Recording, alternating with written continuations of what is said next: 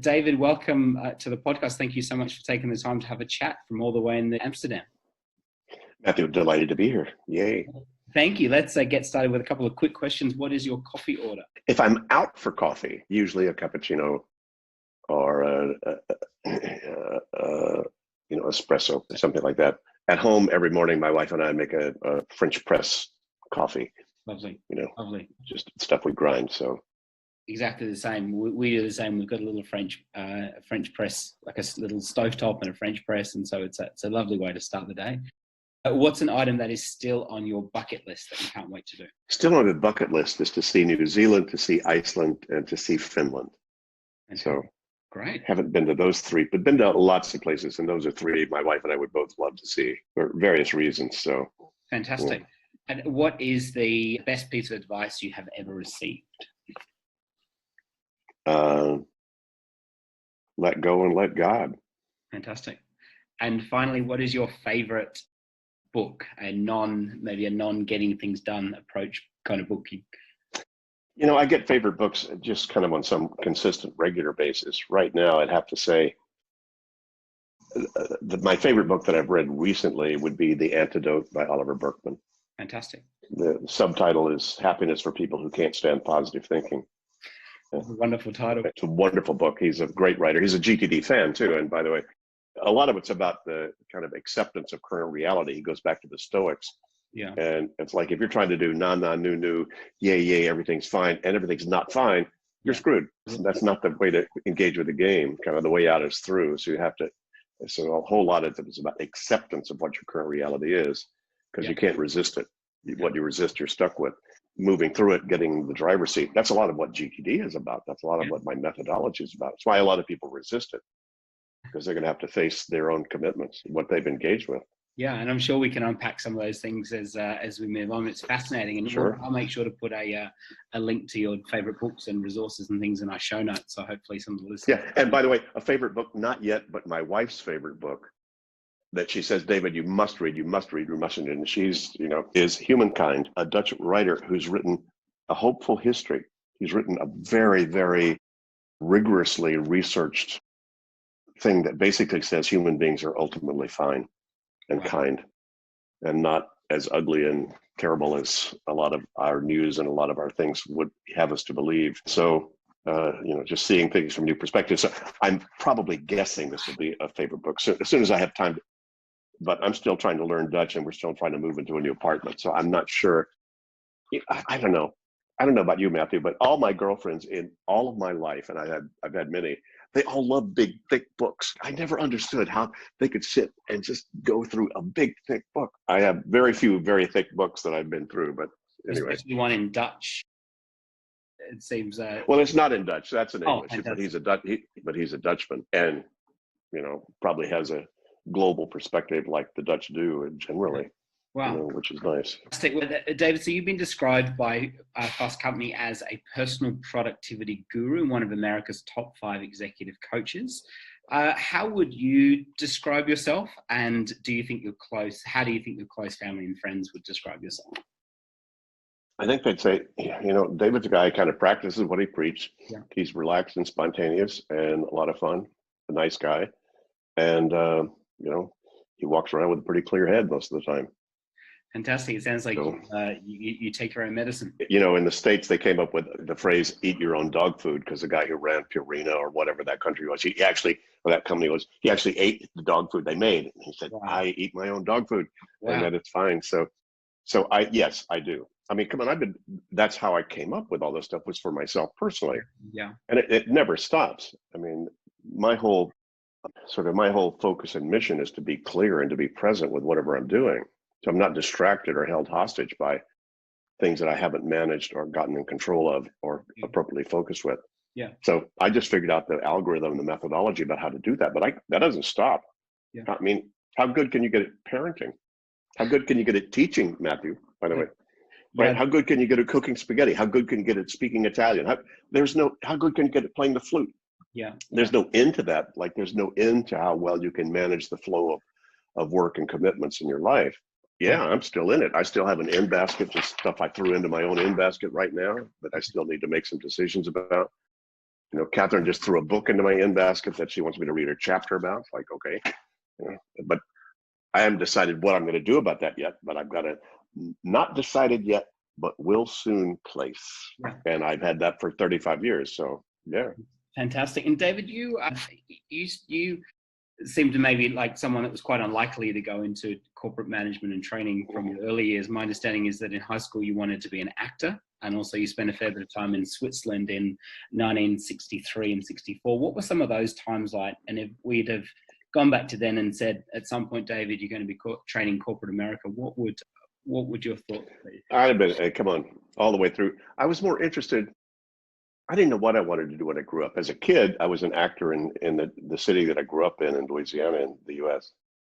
I, was in summer theater and community theaters as the kid actor. I did a lot of those roles, and I loved that. I loved that experience of acting. So I thought, well, maybe be an actor. Of course, my mom was going, David, you can't just go be an actor. You got to get a job. You got to get an education. All that stuff that parents always tell us. Make sure your life is secure. So then. Yeah, I had the privilege of being chosen as an exchange student for a full year while I was in high school. So I lived with a Swiss family for a year, and I went to school. I went to the school that their kids went to. It wasn't an academic program; it was more social, called Live with the Swiss Family. Go to the school their kids go to, and so forth. Of course, it happened to be Real Gymnasium Zurich, which is one of the top university prep schools in Europe. Not only that, it was 2 blocks from the Kunsthaus in Zurich, where I walked down and sit in the room of Monet's water lilies, and I was 2 blocks from the Café Odeon, where Dadaism was started, and where Jung and all kinds of people hung out and read the newspaper and drank coffee and whatever else they drank, and a whole lot of the intellectual sort of DNA of modern Europe started right around there. So I was suddenly thrust into a world. I grew up in a relatively provincial place in the southern U.S., and so that certainly broadened my horizons a ton. I thought I might want to be a lawyer or whatever. When you grew up in the 50s and early 60s in Freeport, Louisiana, then there are not a lot of options. If you make good grades, you either become a teacher or a lawyer or a doctor. And was this that's kind of it, Yeah, absolutely. And sorry to interrupt. Was this the first time that you'd been out of Louisiana, going over to Switzerland, or did it really? No, I had a sister who lived in Connecticut with a very hip guy who was one of the top Beat Generation writers, John Clouden Holmes. So I actually, at a fairly young age, my dad died when I was young, and my mom then took me up to visit my sister. She was a good bit older than me. I got a window into a much hipper world than I'd grown up in. And of course, when I was an actor as a kid, there were all kinds of people that had come from other places because it was semi-professional, and there were people that came from New York, and I was able to sort of expand my horizons a good bit, even before I went to Switzerland. But Switzerland made a big difference, just to see the world from a whole different angle, and especially from a place like Zurich, which is quite understated but quite sophisticated, in terms of its culture and the DNA and the history there. Yeah. So I got fascinated by that. So when I came back, I said, okay, liberal arts was probably the education I should get into, because I loved art and I loved thinking about that and so forth. So I went to college, thought I was going to be a philosophy major, got bored by the philosophers because they just kept proving their original hypothesis, using their original hypothesis. I said, no, that's kind of a circle. But what was more interesting was the philosophers themselves and why they thought that way. And I had a great advisor who taught me. He was my history professor, and he was an intellectual history of thought, not so much military or political history, but more what's the culture, what's the thinking like, and so forth. And he turned me on to the whole idea of cultural paradigms. That a culture like the Greek culture, that there were paradigms and there were sort of context that thread through art, music, politics, science, all of that. That there was something inherent in the DNA. I'd call it now a signature of a culture. Australia's got a signature. I think the UK does. Every country, every city, every has its kind of own DNA. If you kind of speak that way, think that way, you're probably from there. Yeah. In terms of how they do that. Is that where you?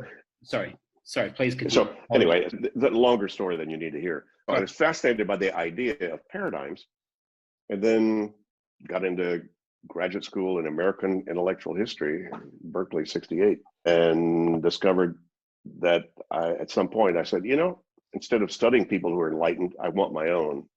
So of course that was heady time to be in California and Berkeley in 68 and 69. And so I dropped out of graduate school to go find myself and find God, truth, and the universe, and did a lot of personal growth exploration.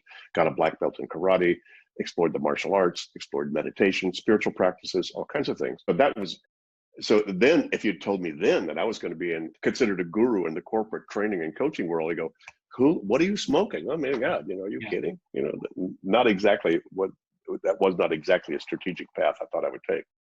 It seems, I've heard the saying, and I'm not sure who to attribute it to, but looking forward, it's really hard to have a plan, but looking back, it's quite ezy to connect the dots. And it seems like quite similar stories. That's exactly right. But just one foot in front of the other. To a large degree, it was just pay the rent. Because I was in my own self-exploration, but they don't pay people to do that.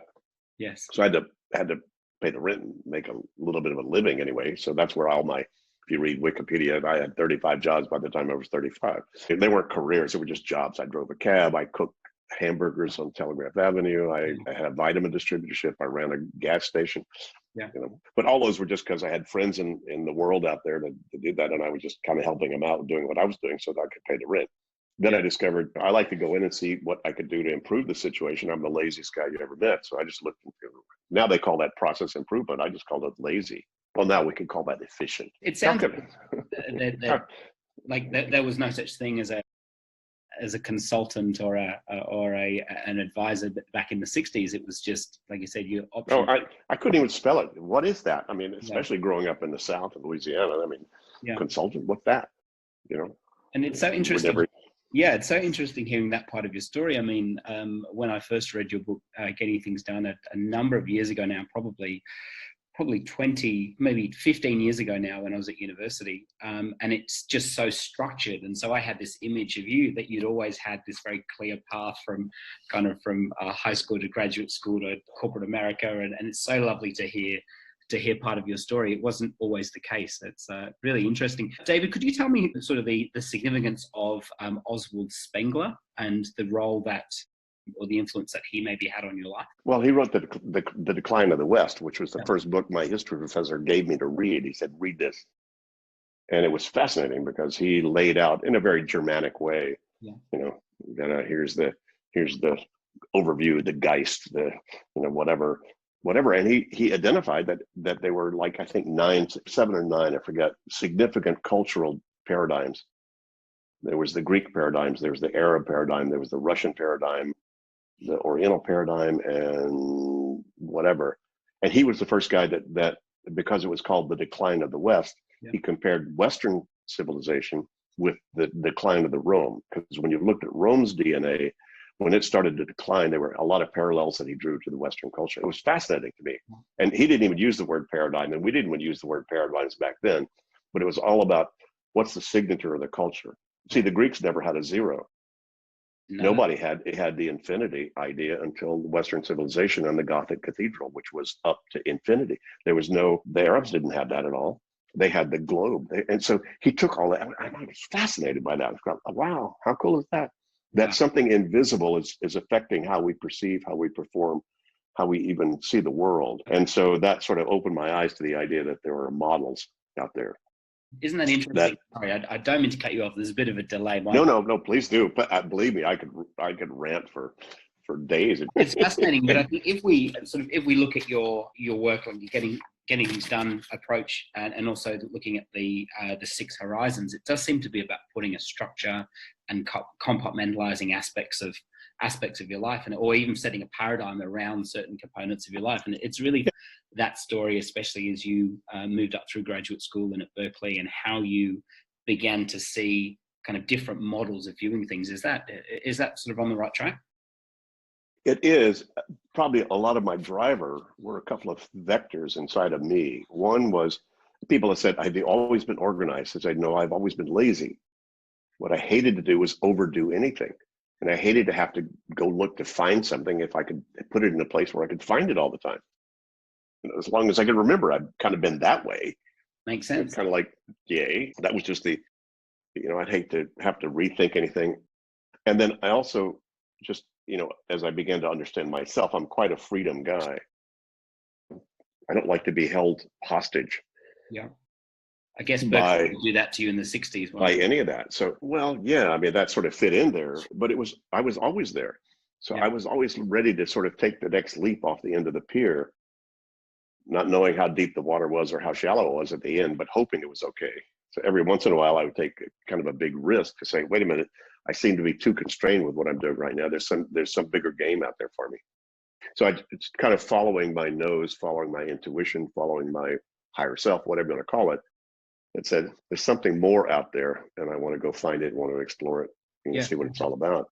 Fantastic. It's so honestly, David, it's so interesting just to hear that story and that context behind how you got to the GTD approach, and how it's something which seems to be a Well, natural outworking of what you've been doing. and to your point, Matthew, when people meet me, or actually any of the people on my staff or that work with me, they go, God, you're nothing like what we thought you'd be. They thought I was going to be buttoned down and tight-assed and anal retentive and, and totally structured. I'm such a follow my intuitive hunches, don't fence me in, spontaneous kind of guy. That's how I came up with GTD, was it allowed me to do that in spades. A whole lot more than when I didn't do those kind of things. It's kind of like the line in the center of the road. People say, oh, yeah, I hate organization. I say, well, what do you think about the line in the center of the road?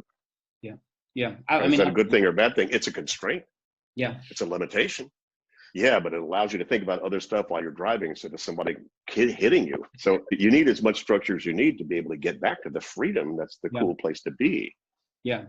Absolutely. It makes perfect sense. The fact that you can be so spontaneous and can follow you into intuition and your hunches is because you have. Well, come on. Let's take somebody in your, let's see, second grade. What age would they be? 7, 8? They'd be 6? 7 or 8. Yes. Do they have packs? Yes. Do they have to take stuff home from the teacher that parents need to sign? Yeah. No, it's everything. And if they don't get that out of their pack, or lose it somewhere along the line, what happens? Mom doesn't see it, she doesn't sign it, the teacher gets pissed. My God. And then, so, I'm sorry, if the kid wants to be clear and a lot freer, they better, at least by the end of the week, empty their pack. Oh, Mom, oh yeah, you need this. And Mom needs her in basket that he can put it in her in basket, so she does what she needs to do. Yeah. And then she gets it back to him. He puts it in the pack that says, take back to teacher, and whatever. It is only rocket science if you're on a rocket or building one. David, absolutely. I couldn't agree more. And you were quoted by a journalist called Ben Hammersley, and he said, and I quote, "For me, as with the hundreds of thousands around the world who press the book into their friends' hands with fire in their eyes, Alan's ideas are nothing short of life-changing." So you've talked a little bit about what some of the ideas are, but they seem so simple. Is that why the ideas are so powerful? What do you think people are so drawn to? They're powerful because they work. Yeah. And they produce the result, but only if you actually apply them. You're not born knowing how to cook spaghetti. You're not born knowing how to read. You're not even born knowing how to speak English, right? So there are a whole lot of behavior. There are a whole lot of things we need to learn how to do. And most people have never really learned how to define the work they need to do. And so that's what I did, was figure that out. So how do I define the work that needs to be done? And the way you do that is you don't have to go very far. You just start with what's got your attention. Why are things on your mind? And so, I got early on, I would say early on, back in my 20s, I got sort of introduced to, attracted to, and implemented a version of clear space in your head, especially in the martial arts. If 4 people are jumping you in a dark alley, you don't want 2,000 unprocessed emails somehow hanging around your psyche. You need to be totally clear and present. That's the mind like water image that I steal from Bruce Lee's Sensei, the idea that your mind, that you're clear. And that clarity gives you total flexibility and total power. But without that clarity, without the ability to be present, you can't tuck your kids into bed at night with total love. Yeah. You can't cook spaghetti and be totally into spaghetti. You can't do anything if you're not totally present. The only way you can be what keeps you from being totally present are the distractions that you've now created in your life. So I just discovered that and discovered, wow, wouldn't it be nice to be able to get rid of all those distractions without actually having to go get a rice bowl and cave and move to Tibet, or without having to just give up everything? No, you can still be buried, with tons of stuff to do in your life and have actually nothing on your mind and be totally present. But that's not free. You don't get there by mindfulness. A lot of the meditation, mind, that's good stuff. Yeah, focus on your breathing. It'll get you more present, learning how to train your mind to be, when you go off from just being present, to focus on your breathing. Why did you go off? Yeah, good question. Why did you go off? But I'm too lazy to then discipline my mind to kind of refocus itself. Why don't you just handle what keeps your mind from going off? Something you just sit there and relax, have nothing on your mind. That's much easier to meditate, much easier to cook spaghetti, much easier to teach. Absolutely. And David, just explain the process. So when you're with a group of people, explain what you mean by doing a mind sweep or a brain dump, and why is that such a significant part of the process that you unpack? Oh, well, everybody watching or listening to this, Matthew, at some point has felt a little bit confused or overwhelmed and made a list and felt better. That's true. Yeah. Right? Well, if you reverse engineered, how come you felt better? The world didn't change. Yeah. What changed? How you were engaged with your world changed significantly. Because you externalized it. You got it out of that crappy office called your brain. Your brain is a crappy office. We did not evolve to remember, remind, prioritize, or manage relationships between more than 4 things. Yeah. That's now new cognitive science validated data. I'm good at your brain evolved to do very cool stuff. It's doing it right now. You're going, wow, that's a computer, that's a light, that's a screen, that's a whatever. Your brain is taking long-term history and pattern recognition and making sense out of your world in the present tense. But you go to the store for lemons, come back with 6 things and no lemons. Oh my God, what happened? You were trying to use your brain to remember, and it just doesn't do that. It wasn't designed to do that. Yeah. So the whole idea of externalizing all the stuff that actually has your attention. See, there are a lot of strategic things, anybody listening to this right now, that they don't have on their mind. Why? Their blood is pumping, they're breathing. The vice president has been hired and he's in the right place in the right time. That's on cruise control. Wow, my wife and I decided we're not going to get a divorce. We're just going to go to some counseling, and that's been scheduled, and we're cool. You'd name it. What are all these things that we think we need to do to change, fix, enhance, whatever our life? Yeah. And it's not about finishing them. It's about appropriately engaging with that commitment. Yeah. An appropriate engagement doesn't mean that when you wake up at 3 o'clock in the morning that you, oh God, we need cat food, or the cat may scratch my eyes out, but you wake up and go, okay, let me stick that on a Post-it, and you go put a Post-it on the fridge, so whoever goes to the store gets cat food. That's appropriate engagement. But that can take on not only all those mundane levels like that, but some pretty sophisticated ones as well. Should we adopt? Should we get divorced? What are you capturing about that? What are you deciding about that? So, back to your question, a very simple 20-second version of what this methodology is identifying or capturing anything that's got your attention. Little, big, personal, professional, doesn't matter. Even the little stuff takes as much real estate in your cognitive brain as the big stuff. So get it all out and then clarify, what is that? What does that mean? What do I need to do about that? That's the clarification step. So you capture first, then you clarify what those things mean and what you're going to do about it, if anything. Step 3 is you organize reminders of the things you can't finish in the moment. Yeah. Where's the list of errands I need to run? Where's the list of stuff I need to talk to my life partner about? Where's the list of stuff I need to bring up at the next staff meeting? So organizing the next actions that you can't finish in the moment. Next action may be bring this up at the staff meeting. It may be talk to my life partner about this. It could be run this errand. It could be surf this web. It could be, who knows? So whatever those are, if you can't finish them the moment you think of them, then you should finish the ones you can finish in 2 minutes or less. Yeah. But anything longer than that, you probably should park somewhere. So you have this inventory of all the things you've got as internal commitments in terms of you captured them, you clarified them, and now you've got an organization of all the options of stuff to do in terms of how do you focus your attention. And then step 4 and 5 are reflect and engage. How do I look at all those options in some appropriate way so that I feel comfortable that talking to David right now or me talking to Matthew right now is exactly what we need to do, given all the other stuff we could be doing. How many things are you not doing right now talking to me? How many things am I not doing right now talking to you? Yeah. Right? We just need to feel comfortable what all that is. But if you don't know what all that is, you can't be fully present with me. And don't shoot the messenger. I didn't make that up. That's just the truth.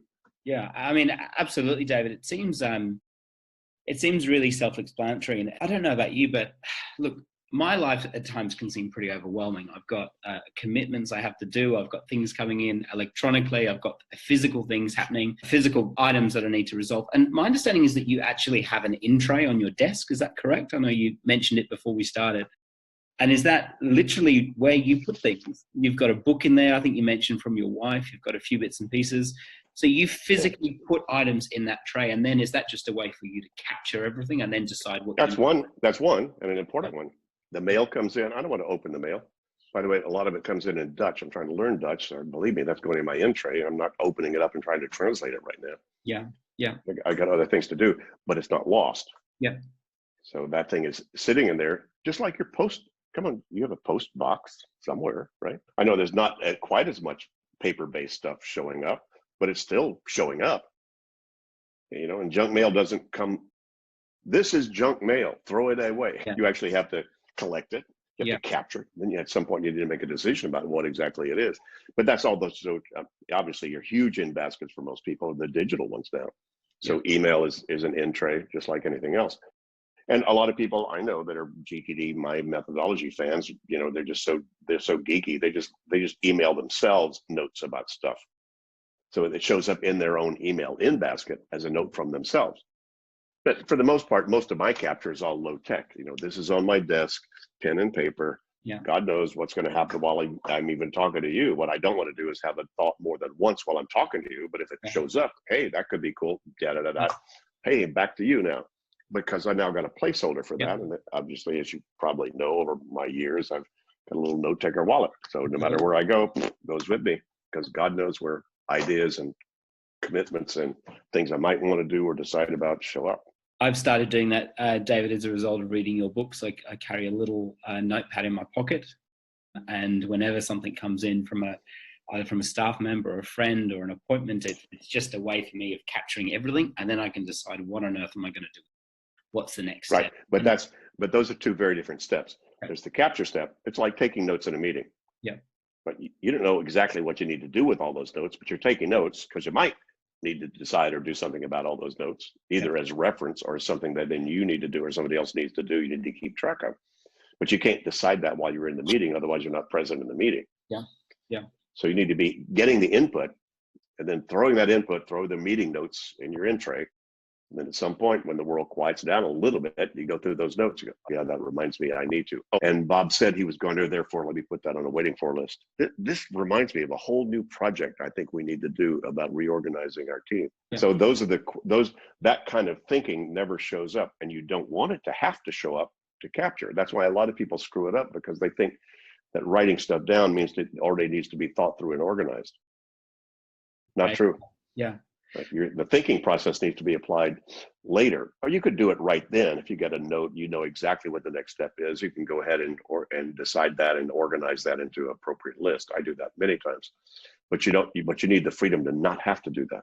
Yeah, absolutely. And David, look, I'm fascinated with sort of your process on how to say yes to commitments. And would you mind maybe spending a couple of moments just having a chat about the 6 horizons of focus and how you make sure what you're committing to actually aligns with some of those different horizons? Well, I couldn't get any simpler than this, Matthew. I tried, but I couldn't get any simpler than identifying. And I didn't make all this methodology up. I just identified what the best practices were, and then, was able to sort of formulate them all together as an intact, systematic way to think about your life.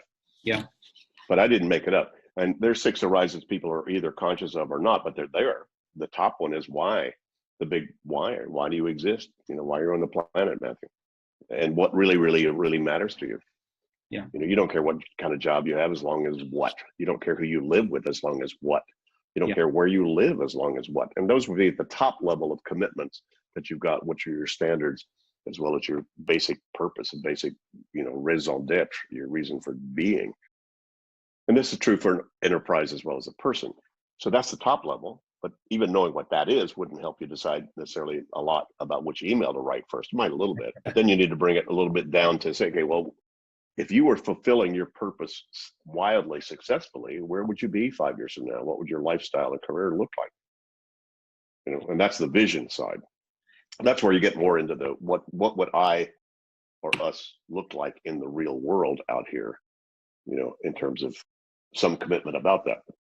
Everybody had some vision that got them where they are. You might have had conflicting visions that got you in some place you didn't want to be, but that's because you had 2 conflicting visions. Yeah. You wound up in the middle of those. Wait a minute. I wanted that. I got something in between and that's neither of those. Oh, damn. But Yeah. you're still the one who created that. So the vision aspect is still highly important. So, and then you have all the stuff you need to do to make your vision happen over your goals or objectives for the next year or two. Yeah. Yeah. So just don't think about this. I wonder how many people are just kind of plodding through life and actually don't think about what do I want out of this very short time that we get to be on this earth, or what are the things what do I stand for? I don't know, but I'm not telling people they need to do that. Yeah. I'm just saying that's going to happen. I mean, that's going to be there. How conscious you want to be of it's up to you. I'm not a preacher. I'm not a proselytizer. I'm just saying, if you want to be clear, you probably better identify the things that are pulling or pushing on you. Yeah. Yeah. Do you have any attention on why you're on the planet? Most people don't, because their day-to-day is out of control. So their attention is on the toilet that broke, not where they want to be 5 years from now. Yeah. Yeah. So if you can't finish the broken toilet, it's kind of hard to think about 5 years from now where you want to be or spend your attention on that. So anyway, that comes down to the ground level. But anyway, so we've got purpose, we've got vision, we've got objectives. Then you have all the stuff you need to maintain. Your health and vitality, your finances, your relationships, your fun factor, come on. Yeah. And that's all that horizon 2, which we call. Yeah. So we got horizon 5, horizon 4, horizon 3, horizon 2. And then you have all the projects you have to do about all those things. I got to get tires in the car. I got to make sure my kids are okay with their education that's being virtual now on their computers. I need to make sure that I've hired the vice president in the right way. I need to make sure that my technology is set up so that I can do the kind of virtual broadcasting I want to be, come on. And most people have 30 to 100 projects, stuff that's going to take more than one step to finish. They can finish with the next few weeks or months. Gosh. And then they have all the stuff they need to do about all those open loops. Here's the emails you need to send about all that. Here's the appointment you need to make with a doctor. Here's the stuff you need to buy on the web. Here's the stuff you need to talk to your partner about. Most people got 150 to 200 of those. Yeah. Yeah. And don't shoot the messenger. I didn't make this up. People get mad at me for their list. I'm sorry, that ain't my list. That's yours. All I'm doing is getting you to be conscious and accept what are the things that you have attention on and how would you appropriately engage with them. But if you don't know what the next step is, on something you have your attention on, you're not appropriately engaged with that yet. So the first thing you got to do is just get the inventory of all of those. So if you're saying back to your question about, well, how would you make choices about all this? And do you need to be conscious about all this? I say, no. If your life is fine and you got nothing on your mind and you're just floating through it, hey, don't bother with it. Hey, that's where I am. Welcome to it. Great place to be. But as soon as something's got your attention, you can't finish the moment. It's going to start taking up cognitive real estate. Yeah. It's not going to be available to do intuitive, creative thinking.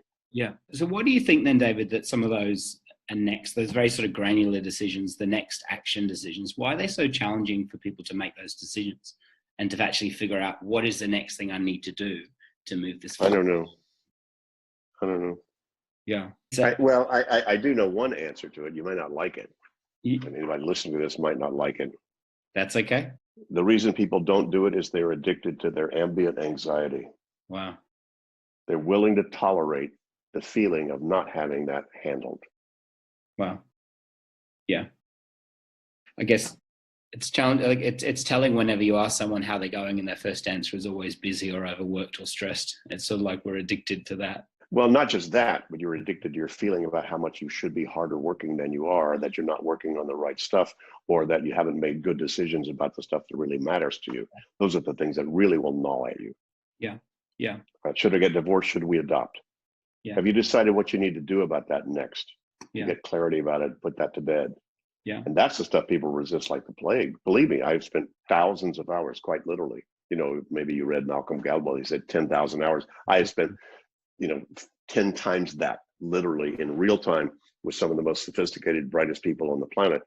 First of all, taking 1 to 6 hours for them just to empty the stuff out of their head that's got their attention. And then, at least a day or two, if not 3 or 4, to have them go through each one of those and decide, wait a minute, what is that? What am I committed to finish about that? What's the next step on that? And then creating an organization system that they can trust to be able to see how to do that. I've never seen anybody who had already done it. So, David, I've never seen it. Maybe they are. Maybe there's somebody who figured this out before me, but nobody ever had. But once people do that, that's why Ben Hammersley said transformational. But just to go back to one of your points, I mean, I find it hard to just let this slip past. You said 1 to 6 hours just to do a mind sweep or get everything out of their head. Like, and that's for mid to senior level professionals, by the way. Yeah, I wonder how Depends many on what things kind. people are holding in their heads. Well, Must be hundreds. Yeah. yeah, hundreds at least. Gosh. It's amazing because most people, you can only remember one at a time. Yeah. So you don't know how many are lying in there until you start to uncork it. Yeah, absolutely. Gosh, David, well, like you said, that's why Ben described your work as truly transformative. And it seems like now more than ever, there's a need to get a very clear system and structure around and have a process, a trusted process to be able to handle the inputs that are coming in. And Dave, look, I want to be respectful of your time. I understand you. I'm fine. Got an open afternoon, so you can talk as long as you want. So, David, just a couple of last questions. What do you think some of the mistakes that people make when using productivity technology are? What are some of the traps that people get caught into, whether it be analog systems or digital systems, or what are some of the biggest trap is people think the technology is going to handle it. Yeah, it's a great point. Yeah. It seems because they're not, all they're doing, most people's organization, and this has been true even before the digital world, was just rearranging incomplete piles of unclear stuff. That's right. Yeah. Yeah. Sorry, that's the truth. And a lot of people, here's the new, that's going to fix it. And all they do is rearrange incomplete list of unclear things into a new list system. Yeah. Yeah. And it's like, and they don't trust it. It's not real. It creates as much stress looking at it as it does relieving it. And so they go back to keeping stuff in their head anyway. And then they have some stuff out of their head and stuff in their head. So they don't trust either one. Yeah. So comes back to having a system and a process. And if you trust the system, if you trust the process, there's no need for. And God bless most people, they never knew there was an answer. Yeah. And I hate to be that egotistical or just frankly just realistic. I came up with the answer. Yeah. How do you handle that? And you can't beat this with a stick. Yeah. It took me 25 years to figure out what I'd figured out and nobody else had done it, and that you couldn't beat it with a stick. Yeah. My stuff went viral inside of the most challenging organizations and contexts you could imagine that would have spit you out in 2 seconds if it couldn't stand toe to toe with the biggest, brightest, richest people on the planet. And it went viral inside of that environment. Yeah. I said, they can't punch a hole in it. I don't think anybody else is going to be able to either. So you can, people have criticized the system because they look at the book or they glance through it and they go, oh, this is too structured. I go, is this too structured to capture stuff, Scott, to get your attention, get it out of your head? Is it too structured to decide what you're going to do about it? Is it too structured to park a reminder of that somewhere that you trust you'll see at the right time or the right person will? Is it too structured to make sure you review your commitments so you're making good, trusted choices about what you do? How too structured is that?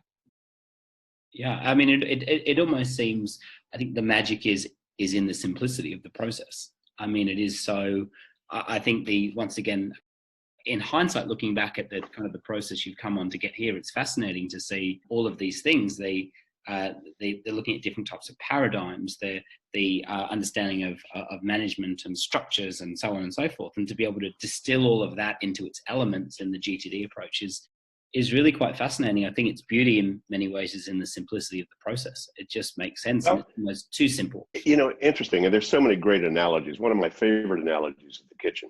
Most people cook, most people eat, most people have some sort of cooking area in their life, right? Yeah. So I go, well, wait a minute. Have you ever walked into your cooking area and it was out of control? It's like, oh my God, a hurricane had hit it, or you'd left a mess the night before and you forgot that and you went off to work, or you came back and oh yeah, but I need to cook a great dinner for my family, or I've got friends coming over. Oh my God. Right. So now you wind up in a place that really got your attention. Yeah. So what do? Well, first of all, you notice what's got your attention about your kitchen area out of control. What's not on cruise control here? That's what you're noticing first. That's why you're going, oh my God, this is not where it should be, the way it should be, given what I'm doing. So what's the first thing you do? You notice what's off. That's capture or identify what's not on cruise control. Then what do? You decide what that thing is that's not on cruise control. Oh, that's a dirty dish. Well, that's a spice. That's good food. Oh, that's crappy food. And then what did you do? Well, in other words, you clarified the nature of what these things were that had your attention. Absolutely. Then what'd you do? What'd you do with the dirty food? Garbage. What'd you do with the dirty dishwasher? What'd you do with the good food? Back in the fridge. Yeah. Spice, back where spices go. Yeah. Step 3, you organized. Based upon what those things meant to you, you then put them where those things go, right? Then what'd you do? You step back, you looked at the situation, you looked at your watch, you reflected, right? So that you were now current in space and time, given all the stuff that was going on. I need to cook dinner by this time, or I need friends coming over by this time. And now you reflected on all that. Then what'd you do? You went to the fridge, you pulled out butter and started to melt it. You engaged. Yeah. So I didn't make this up. Yeah. You're doing this all the time. Anytime you're in a situation that's not on cruise control, meaning it's got your attention in some way, there's some capturing, clarifying, organizing, reflecting that has to be done for you to get that off your mind and to appropriately engage with it so it actually gets done. So again, and by the way, there's college boys that as long as they can just find the salt, they don't care how much crap is around the kitchen or their beer. Yeah. Right? That's fine. And if you're a French chef where mise en place, everything before the bell rings for dinner had better be in its place. Every single pot, pan, every single piece of food, whatever, because it's going to get crazy. And when the bell rings and it starts to get crazy, I want nothing out of place in terms of what we need to do. And so, and you have the whole range of people's comfort zone about what's got their attention in a situation. But I think that's one of the best analogies I can think. And one of the things I say is you're most creative when you have the freedom to make a mess. But if you're in a mess, you can't make one. Believe me, the French chefs would go, I need the freedom to make a mess because I'm gonna get creative. Some customers out there are gonna ask me, what a cool idea. Bring this here, bring this here. Yeah. I'm gonna make a mess. Amazing. Your kids, by the way, have the most freedom when they have the freedom to make a mess. Absolutely. Couldn't agree more. Right. But they can make a mess as long as they've got a sufficient structure to take their crayons and put them into it. Some place to be able to put that. So you're better, much better than me because you deal with kids that age. I don't, very frequently. So, but you could come up with your own analogies, I'm sure, about what that's like. Look, David, I think that's why why when I'm not doing anything else, Matthew, or anybody listening to this, I'm cleaning up. Yeah. Because there's a surprise coming toward me I can't see.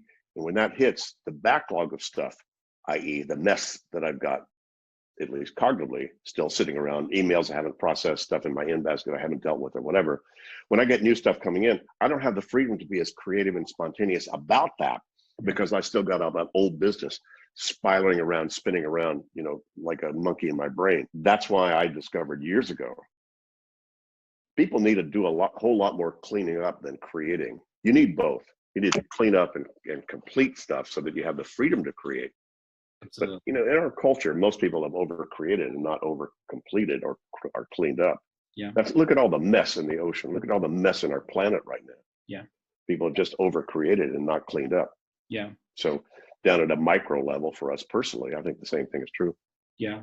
I mean, once again, David, looking back at your journey, it makes perfect sense looking back, seeing how you've come from a background in Berkeley and liberal arts, and then moving into management consulting and working with individuals and corporations, because it all seems to be falling on a particular trajectory, and it's really wonderful to see. And I think the thing I really love about your structure is actually the heart behind the structure, and the heart behind the structure is actually just to be able to have that creativity and that expression and that ability to in my case, to go and tuck your kids in at night and not think about the 50 things you're supposed to do, or spend time with your wife and just talk about your day and not be constantly trying to process the inputs. And I just wanted to honestly, David, really thank you for your work. And it has had such a huge impact on my life.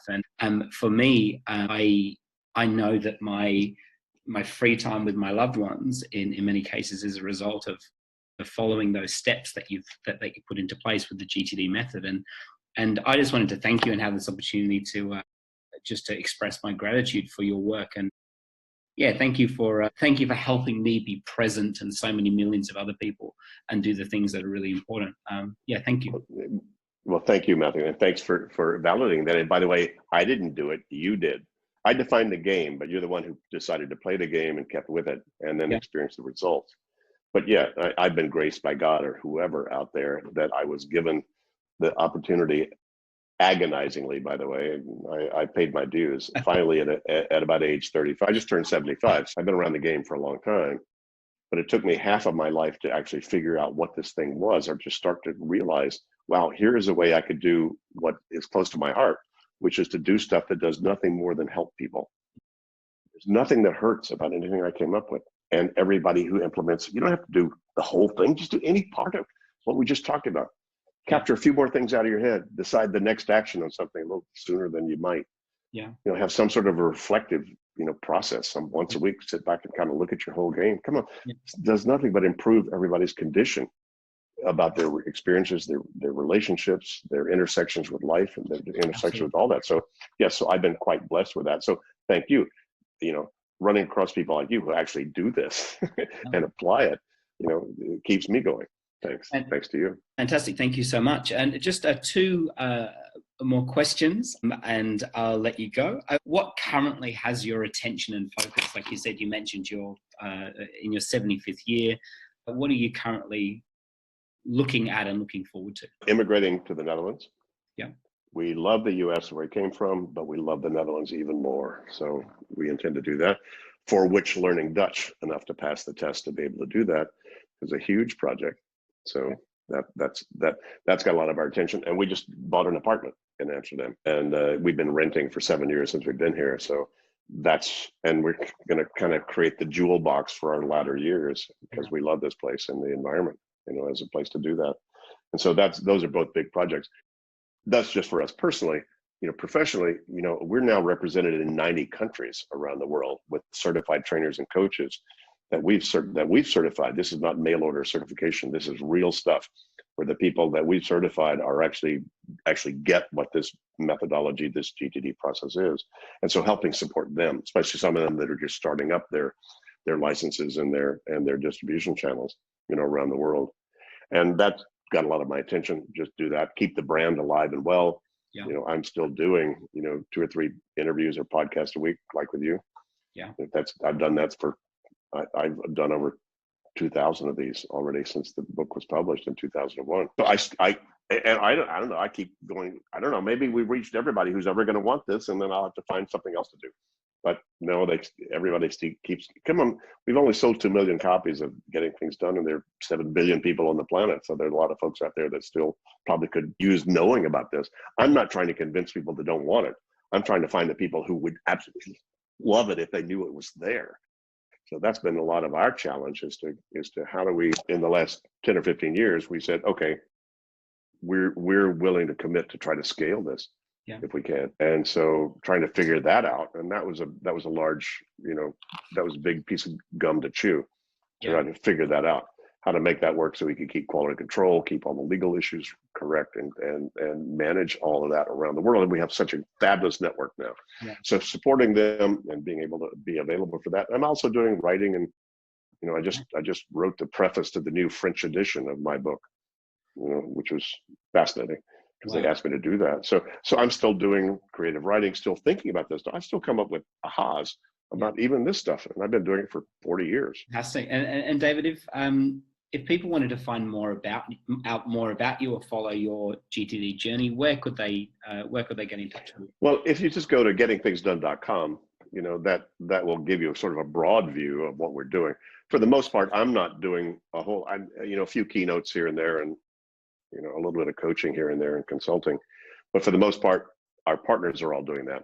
So if you go to our website, you'll see an overview of the 5 phases I just mentioned. And you'll also see, if you go under training and coaching, wherever you are on the planet, and type in your country, you'll see our certified trainers and coaches that would serve you if you're interested in a deeper dive in all of this, in terms of either one-on-one virtual coaching or even now virtual, seminars, like seminars that are done around this material to take a deeper dive into it. Yeah. And obviously, if you get my book, Getting Things Done, especially the new edition of it, that's available in 28 languages now, I think, somewhere. So you can probably find it somewhere. So any and all of that are ways to play. Find somebody who's got this already and share it with them and get how they're doing it. Look, David, thank you so much. And like I said, I can't thank you enough for your time. I am so honored that you would take the interview. I could only imagine the things that are coming into your in tray, and the fact that you actually said yes to this interview. I'm incredibly grateful. And your work, I truly mean this, has had a huge impact in my life. And thank you so much for that. And I look forward to hearing. Matthew, I have to tell you and everybody else, that my wife and I have a mission, that we create a world where all problems are perceived as projects. Fantastic.